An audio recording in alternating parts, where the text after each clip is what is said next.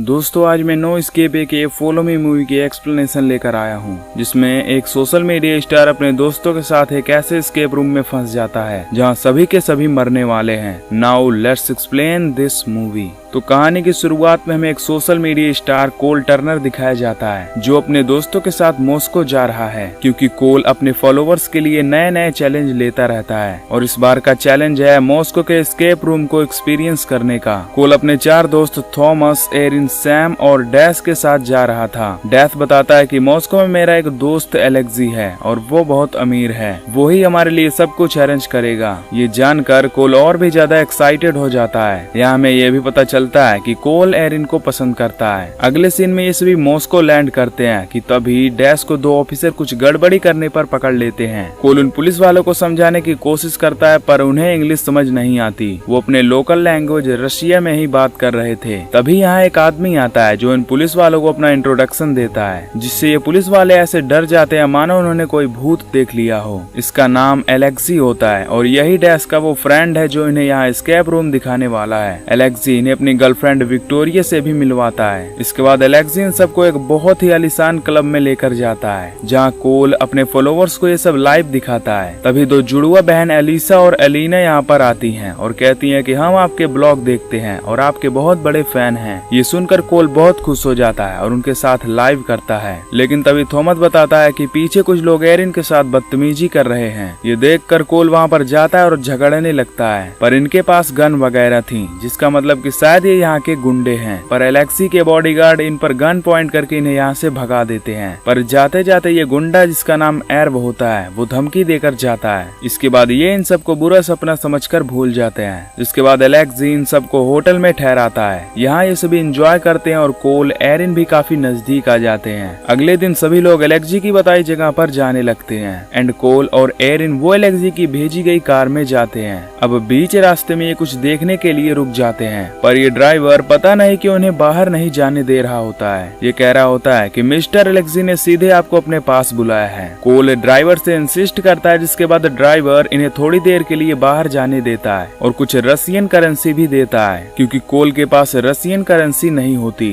इसके बाद कोल और एरिन काफी मस्ती करते हैं और इसके बाद ये एक रेस्टोरेंट में जाते हैं। यहाँ पर कोल वेटर को बिल पे करने के लिए पैसे निकालता है, तो उसके अंदर से एक नोट निकलता है जो वेटर उठाकर देता है और कॉफी वगैरह के पैसे नहीं लेता। वो कहता है ये कॉफी मिस्टर एलेक्सी की तरफ से है और अब आपको जाना चाहिए क्योंकि ड्राइवर बाहर वेट कर रहा है। एरिन शॉक हो जाती है और कोल से कहती है उन्हें कैसे पता चला कि हम यहाँ रेस्टोरेंट में हैं। कोल इस बात पर ज्यादा ध्यान नहीं देता और आ पहुँचता है एलेक्सी के पास। एलेक्सी इन्हें एस्केप रूम दिखाने से पहले सभी जरूरी चीजें बताता है, साथ ही ये भी बताता है कि तुम ये सब लाइव कर सकते हो। अब कोल का फोन जिससे लाइव हो रही थी वो मॉनिटर के सामने रख दिया जाता है, ताकि फॉलोवर्स वो सब देख सके जो वो एस्केप रूम में करेंगे। जिसके बाद ये इन सभी की आंखों पर कपड़ा डालकर ले जाते हैं। कोल को एक रूम में छोड़ा जाता है जहाँ पर एक डेड बॉडी थी, साथ ही एक टाइमर था जिसमें 1 घंटे का टाइम था। अब कोल को ये बॉडी नकली लगती है, जिसमें कोई न कोई क्लू है। कोल पास रखे ब्लेड को उठाता है और उसका पेट काटकर उसमें से एक चाबी निकालता है। इस चाबी से कोल अपने जेल का दरवाजा खोलता है और बाहर आ जाता है। इसके बाद ये दरवाजा अपने आप लॉक हो जाता है। कोल आगे बढ़ता है तो उससे सैम दिखती है जो किसी तरह के ट्रैप में दिखती है। इसके बाद एरिन दिखती है जो शीशे के चैम्बर में बंद थी। थोड़ा आगे जाने पर थॉमस और डैश दिखते हैं जो अलग अलग प्रकार के ट्रैप में फंसे हुए थे। थॉमस की रस्सियां कसती जा रही थी और डैश के करीब एक नुकीला कॉफिन का कवर आ रहा था।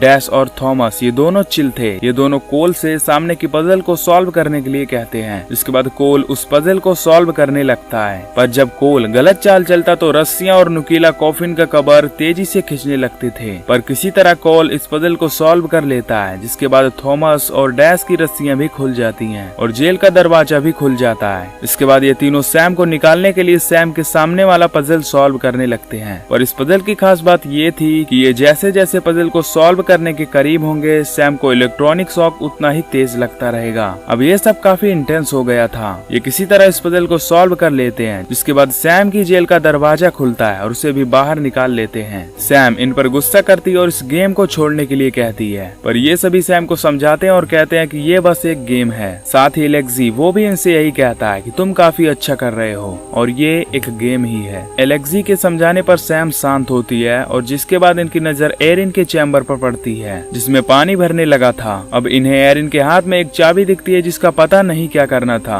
पर इनके पास टाइम कम था क्योंकि चैम्बर भरता ही जा रहा था। अब ये एरिन के जेल के सामने वाली पजल को सॉल्व करने लगते हैं जिसके बाद एरिन के जेल का दरवाजा खुल जाता है, पर फिर भी ये एरिन को बाहर नहीं निकाल पाते। ये चैम्बर को ऊपर से खोलने की कोशिश करते हैं पर नाकाम होते हैं। अब एरिन पानी में डूबने लगी थी, सभी लोगों की हालत खराब हो गई थी, इसीलिए ये खेल को छोड़ने के लिए कहते हैं। पर अब एलेक्सी इनकी कोई बात नहीं सुनता, वो इनकी बात का कोई भी जवाब नहीं दे रहा होता। फिर कोल एक गियर उठाकर लाता है और चैम्बर को तोड़ने की कोशिश करता है, पर चैम्बर नहीं टूटता। इसके बाद वो चैम्बर को ऊपर से तोड़ता है और फाइनली एरिन को बाहर निकाल लेता है। एरिन बच गई थी। अब ये एरिन के पास वाली चाबी को लेते हैं और दरवाजा खोलकर निकलते हैं, पर यहाँ पर कोई भी नहीं था। टाइमर के हिसाब से खेल खत्म हो गया था और यहाँ भी किसी न किसी को होना चाहिए था जो इन्हें यहाँ से निकालता, लेकिन यहाँ पर कोई भी नहीं था तो सिर्फ दीवार पर खून, जिसे देखकर ये सभी बहुत डर जाते हैं। कोल एक लोहे की रॉड से ताला तोड़कर बाहर आता है तो देखता है कि एलेक्सी के गॉड मर चुके हैं और एलेक्सी कहीं नहीं है। सिर्फ एलेक्सी की गर्लफ्रेंड विक्टोरिया है जिसके सर पर एर्व की गन रखी है। इसका मतलब वो क्लब वाले गुंडे इनसे अपना बदला लेने आए हैं। एर्व यहाँ पर विक्टोरिया को मार डालता है और बाकियों को अपनी कार में डालकर ले जाता है और इनका ड्राइवर और कोई नहीं बल्कि एलेक्सी का ड्राइवर है जो हमने पहले देखा था।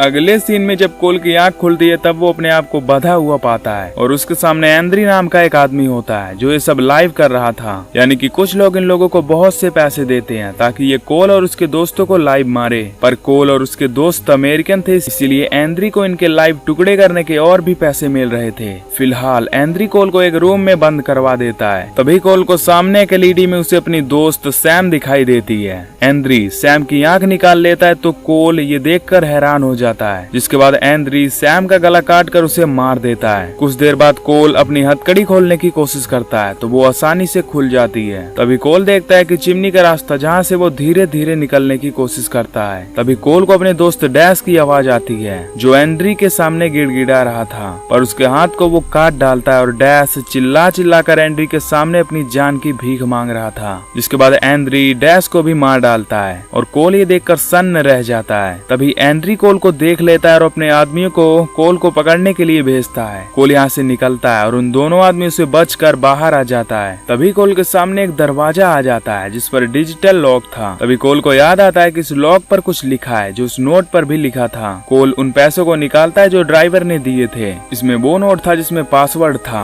कोल ये पासवर्ड डालकर उसे अनलॉक करता है और बाहर आ जाता है। तभी उसके सामने ड्राइवर आता है जो कहता है मेरे कार की चाबी लो और यहाँ से भाग जाओ। कोल उससे कहता है कि तुमने मुझसे ये बात पहले क्यों नहीं बताई। इस पर ड्राइवर कहता है कि उस समय उनकी मेरे ऊपर नजर थी। कोल यहाँ से कार के पीछे छिप जाता है। तभी वो दो आदमी आते हैं जो ड्राइवर को पंच मारते हैं और अपने साथ ले जाते हैं। अब कोल यहाँ से नहीं भागता और वापस आ जाता है। इस दौरान उसे अपना दोस्त थॉमस दिखता है जिसकी हालत उन लोगों ने पीट पीट कर खराब कर दी थी और उसका चश्मा भी तोड़ दिया था। कोल अपने दोस्त की हेल्प करता है और उसे ले जाने लगता है। तभी एक आदमी इन्हें देख लेता है जिससे ये बड़े मुश्किल से बचते हैं और छिप जाते हैं। यहाँ पर जब कोल थॉमस को बताता है कि सैम और डैश को मार दिया गया है तब थॉमस पैनिक हो जाता है जिससे उस आदमी को इनकी आवाज आती है और वो दरवाजे को तोड़ने लगता है। तभी कोल की नजर एक अंडरग्राउंड रास्ते पर जाती है जिससे होकर ये निकलते हैं। अब ये एक एलिवेटर का इंतजार करने लगते हैं पर एक मुस्टंडा इन्हें देख लेता है और इन पर फायरिंग करने लगता है, पर किस्मत से इन्हें एक भी गोली नहीं लगती।